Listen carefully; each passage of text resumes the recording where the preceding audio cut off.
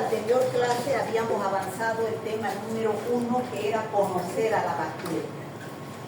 Entonces, ¿qué es lo que habíamos hecho en la anterior clase? Habíamos conocido a la bacteria, habíamos visto que está constituida por pared celular, membrana citoplasmática, el citoplasma y el núcleo. Y a veces hay los plásmidos que son extracromosomas.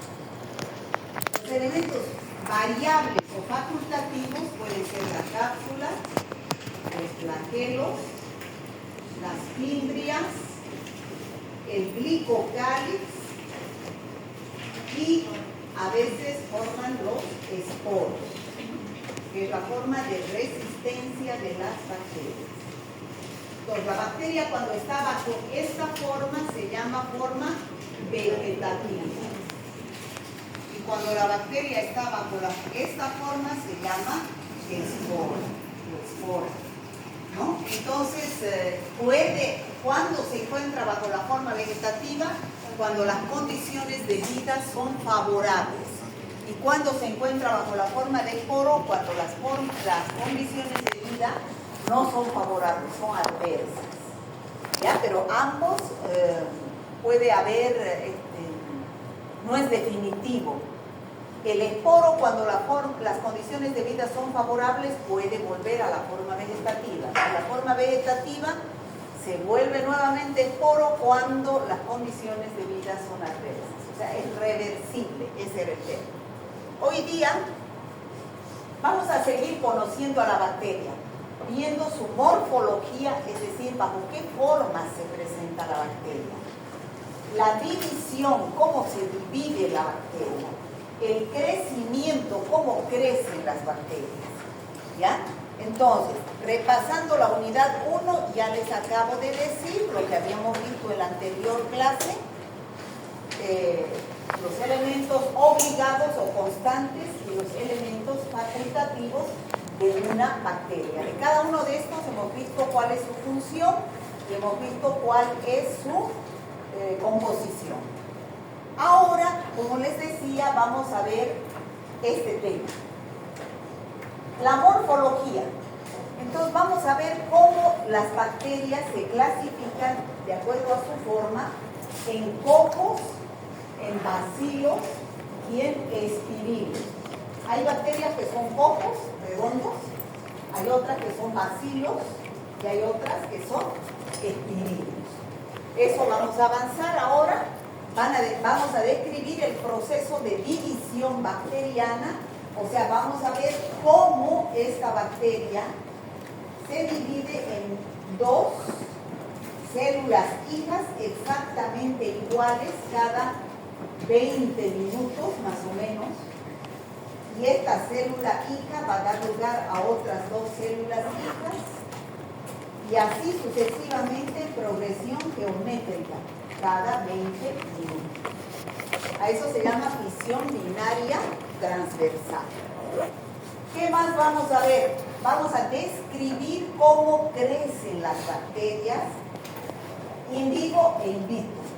Es decir, en una curva vamos a explicar en 4 pasos cómo es el crecimiento de las bacterias en función del tiempo.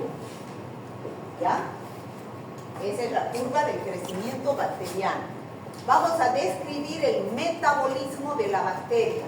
Dentro de esta bacteria se producen una serie de reacciones químicas que se llama metabolismo, porque es un ser vivo. Ese metabolismo es el catabolismo, que es la destrucción de las sustancias que ingresan para producir energía en forma de ATP. Y el anabolismo es la síntesis de los componentes que la bacteria necesita. ¿Ya? Eso vamos a ver, y vamos a ver las condiciones físico-químicas mediante las cuales las bacterias crecen, se reproduce, vive. Es decir, qué condiciones de temperatura, de pH, de nutrientes necesita la bacteria. Es un ser vivo pequeñito, como les decía en la anterior clase, pero tiene que tener condiciones para vivir. Entonces, vamos a empezar a hablar de la morfología de las bacterias. Esta es una foto de microscopía electrónica. ¿Qué quiere decir? Que no se la van a ver hacia las bacterias en el microscopio óptico que tenemos abajo en el laboratorio. En esta bacteria se ve 1000 veces más grande que en el microscopio óptico. Estos son los flagelos, las fimbrias, este es un bacilo, ¿no es cierto? Entonces, ¿qué morfología tienen las bacterias? Ya dijimos que las bacterias pueden ser cocos, pueden ser bacilos o pueden ser espíritus. Así es como vamos a ver en el laboratorio mediante la tinción de Gram. Ya hemos dicho quién es Gram. Es un investigador, es un bacteriólogo que ha permitido dividir a las bacterias en dos grandes grupos, las Gram positivas y las Gram negativas. Les dije que las bacterias son incoloras, no se las puede ver si no se las tiñe. Entonces, este señor ha permitido que las podamos observar mediante la tinción de Gram en cocos, bacilos más larguitos, miren, los bacilos, Gram positivos, violetas, y Gram negativos de color rojo. Los espirilos no se tiñen con la tinción de Gram porque no tienen péptido glicano en su pared celular. ¿Ya? Bueno, ¿qué más podemos decir de las bacterias? Su tamaño. Para que ustedes imaginen qué tamaño tienen las bacterias. Lo más pequeñito que existe como ser vivo son los átomos, las moléculas, las proteínas, los virus, y de ahí recién están las bacterias. O sea, mucho más pequeñitos son los virus todavía. Y mucho más pequeños son las moléculas de proteínas. Y los más grandes son las células, más, como hemos hablado en la anterior clase, las eucariotas, que serían los hongos y los parásitos. Fíjense, las bacterias se miden en micras. ¿Qué es la micra? Es la milésima parte de un milímetro. Generalmente los parásitos, los hongos se miden en milímetros. Hay parásitos que se los puede ver a simple vista, pero las bacterias no.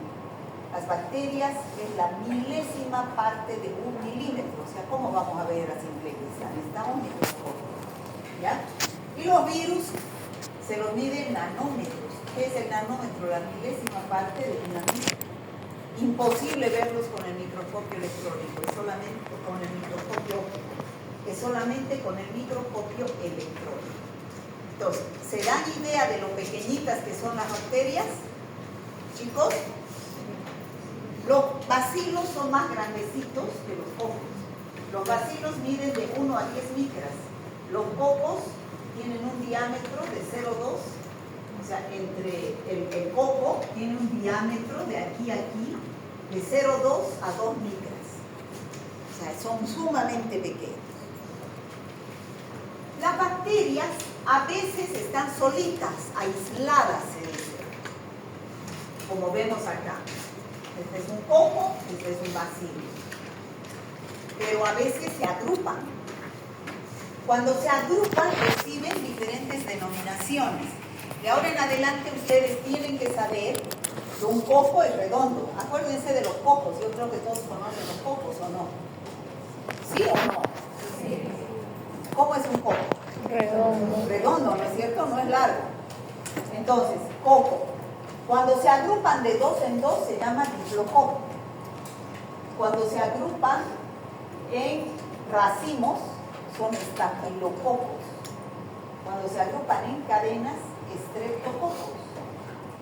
Cuando están en grupos de 8, sarcinas. Cuando están en grupos de 4, tétradas. Lo mismo los bacilos. Pueden estar solos o agruparse. Y cuando no es ni coco ni bacilo, es un coco alargadito, recibe la denominación de coco bacilo. ¿Ya? Entonces, diplococos, tétradas, estreptococos. ¿Está claro esto? ¿Cuándo es estafilococos? Cuando es en forma de racimo. Cuando se agrupan en forma de racimos de uva, ¿no? Bueno, tinción de Gram. Ya les dije, Christian Gram es el que ideó esta tinción para dividir a las bacterias en dos grandes grupos. Gram positivos, que se tiñen de color violeta, y gram negativos que se tiñen de color rojo. ¿Ya? ¿Por qué se tiñen de color violeta? Por la diferencia, ya dijimos la anterior clase cuando hablamos de pared celular. ¿Por qué se tiñen de color violeta?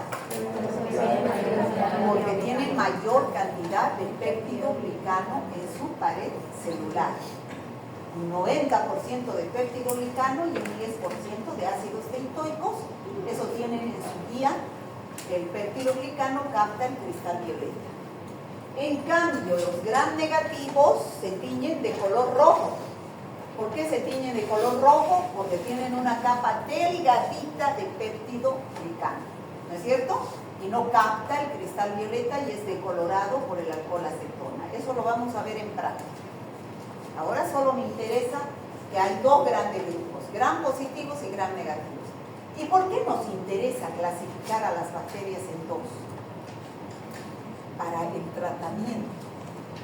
Hay antibióticos que actúan sobre gram positivos, destruyéndolos, y hay antibióticos que actúan solo sobre gram negativos. Si un paciente está infectado con una bacteria gram positiva, no puedo darle un antibiótico que se usa para gram negativos. No es solo por el color, es con fines de tratamiento. Por ejemplo, si el paciente tiene una sepsis con un estafilococo resistente a vancomicina, un coco gram positivo en estafilococo. El estafilococo puedo usar vancomicina, pero si fuera un bacilo gram negativo, una Escherichia coli, no puedo usar vancomicina porque es resistente natural. Los gram negativos a la vancomicina. ¿Me dejo entender, chicos? ¿Por qué ha dividido en esos dos grandes grupos? Bueno, existen también bacterias que no se tiñen por la tinción de gram.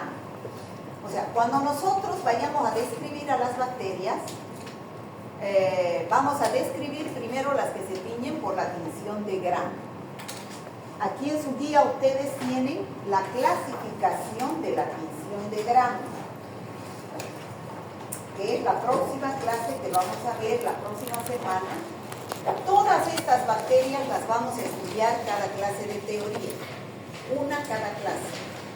Primero los gram positivos y después los gram negativos. Cuando terminemos de estudiar todas estas bacterias, una por clase, vamos a entrar a estudiar estas, que son las que no se usan la tinción de gram. Son las micobacterias, que utilizan otra tinción llamada tinción de Ciel-Nielsen, que la vamos a ver en el laboratorio. Por ejemplo, si ustedes, doctores, sospechan que su paciente tiene tuberculosis pulmonar, no van a pedir tinción de gram, porque la tuberculosis es producida por una micobacteria, Mycobacterium tuberculosis, que se tiñe por la tinción de Ciel-Nielsen. Son estos bacilos rojos. ¿Ya? Porque su pared no tiene péptidoglicano. Su pared tiene un alto contenido de lípidos, que son los ácidos glicólicos. Otras bacterias que no se tiñen por la tinción de gram son estas, las espiroquetas que les digo. O espirilos también se dice, ¿no? No se tiñen porque su pared es muy delgada. No pueden ser observadas con el microscopio óptico. Y otras que les dije también en la anterior clase, que son las únicas bacterias que no tienen pared celular, que son las del género Mycoplasma. Hasta un caso clínico pusimos, ¿no es cierto? Que una neumonía producida por Mycoplasma pneumoniae no puede ser tratada con un betalactámico como la penicilina, porque actúa sobre la pared celular. Y esa bacteria no tiene pared celular, y al no tener pared celular tampoco se puede emitir. ¿Estamos, chicos? ¿Hasta ahí? Estos son los últimos temas de la parte de bacteriología antes de entrar a los virus. Bueno, ahí tenemos la coloración de gram. Así vamos a ver las bacterias cuando hagamos la tinción de gram. Y vamos a ver aquí cómo se nombran las bacterias.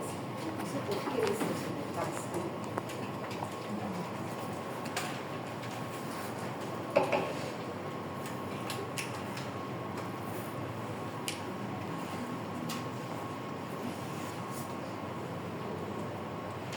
la nomenclatura se me pasa.